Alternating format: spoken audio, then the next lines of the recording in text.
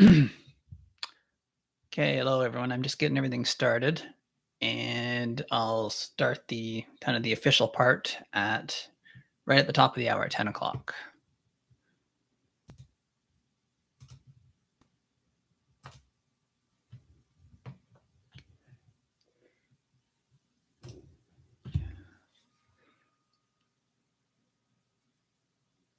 If anybody has any questions or wants to just, well, you can put the questions in now, or if you want to talk about the weather or anything else, you can always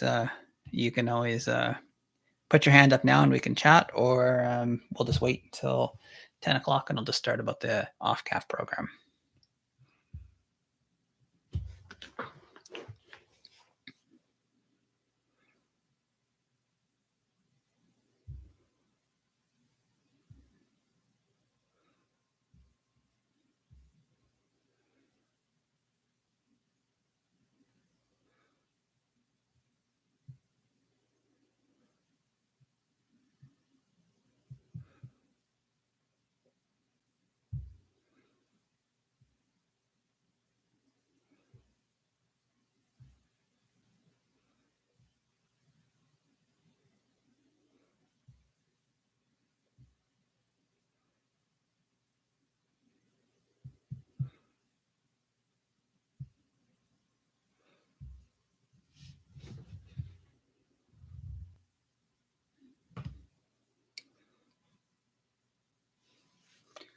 Okay, I'm just going to get going in a couple minutes here. I'll wait right till to start at 10 o'clock.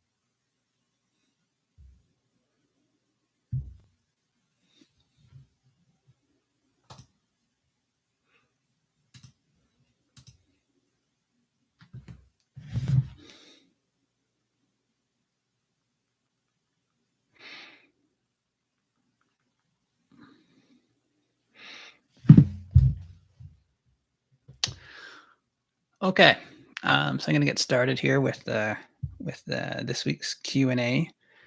So I'll talk a little bit about the Ofcaf program. So the main thing you have to know about this program is that it's federal funding, but it's delivered by many different organizations across the country. Each province can have different ones, and then there are some that run some national programs. So it can get a little confusing in how you go about looking for funding or what exactly qualifies with it. So I am specifically talking about the Alberta program. I work in Alberta, and that's where that's where I practice agrology. So that's what I cover.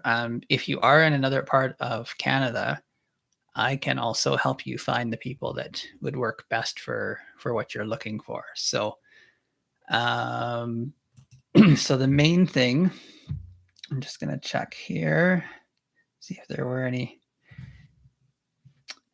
questions. None right now. So, so the main thing in Alberta, it goes through ARDAR, which is the running for the provincial funding. There's 3 main areas that you can get it for, which is the cover cropping, nitrogen management, and the grazing. And I'll just touch on the main points for all of them. The cover cropping, it has to be a new practice, and you can get your seed covered as long as you buy the seed. You can't use your own on-farm seed, and you can get the cost of seeding it put in there too, but again, you have to have somebody else do it for you. You can't get your own costs covered, unfortunately. On nitrogen, there's many different things. The main one is that you'd be looking at whether you can want to increase your soil sampling intensity, and that could be through soil mapping or a different way of doing soil sampling. There is some for using in-season tissue testing. Another stream in this is getting compost or manure or digestate onto your land. It doesn't pay for the cost of the product, but for hauling and application costs up to a certain amount can be covered. And one of the one that has many, many different things in it is the fertilizers. If you switch from fall to spring, you can get some incentive to do that. If you're split applying, there's an incentive.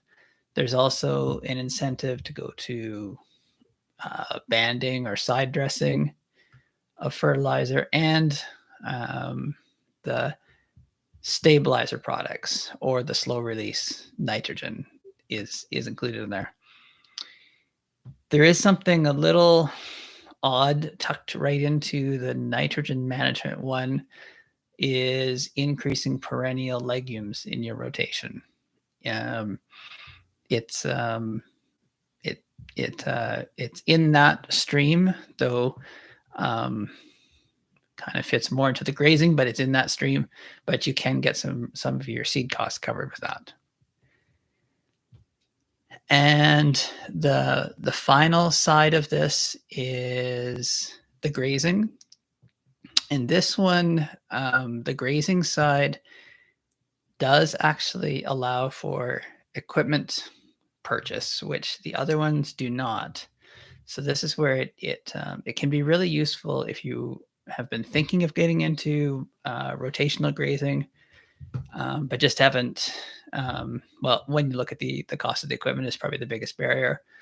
So the main things that you can get from that are the temporary fencing supplies or the internal divisions supplies. You can't get a perimeter fence, but you can get permanent or temporary fencing to go inside of your inside of a piece of land. There is you can also get funding to help put in watering systems, because that's another big that's probably one of the bigger barriers to rotational grazing is having a water supply. There's many different little details or nuances to all these programs, so you can learn more about them either by going to the website, which is ardar.ca/Ofcaf, or go to my website, plantsdigsoil.com. And I guess I should mention the main reason why I've been doing these Q&As now is that if you want stuff covered for 2022, it is retroactive to 2022 or what we've did this past year. If you want stuff covered, you have to have the application in by November 7th, which is 3 weeks from now. For anything that goes on in 2023, the applications don't go in until February 13th. Or that's the first date that you can put them in. But of course, the earlier the better. Then you know before you buy things. And if they do run out of funds, then you're at the top of the line. So that is the main thing. And I'm just going to take a quick look. I don't see any questions up right now on any of the platforms. There's one thing. I will put this link in at the end. I'll put the link into the comments on these posts. There is going to be a more in-depth webinar with myself and some others with AgVisor Pro on this coming Thursday. And I'm just going to look here. Bring it up. It's at 10 a.m. October 20th, which is the third, or which is the Thursday of this week. And I'll put a link into. I'll put the link into the descriptions at the end. But if you want a little more detail on that with some other people, that will be coming up as well.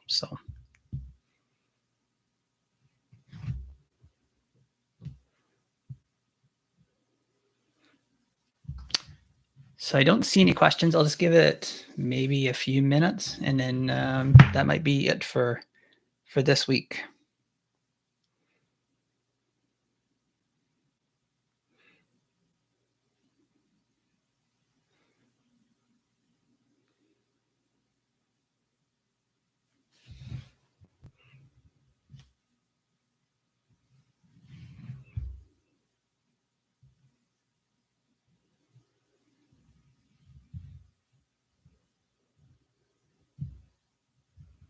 So if you do want to ask a question within LinkedIn, you have to. So within LinkedIn, you have to click the little raise hand button.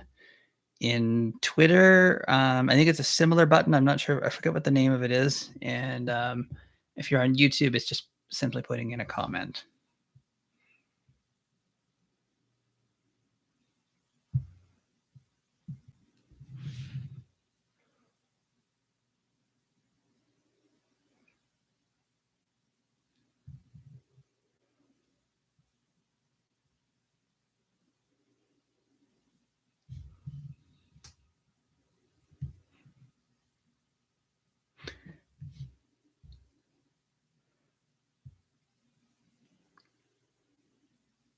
Okay, I don't see any questions, so I'm going to end things now. But thanks for listening, and I will do this again next week.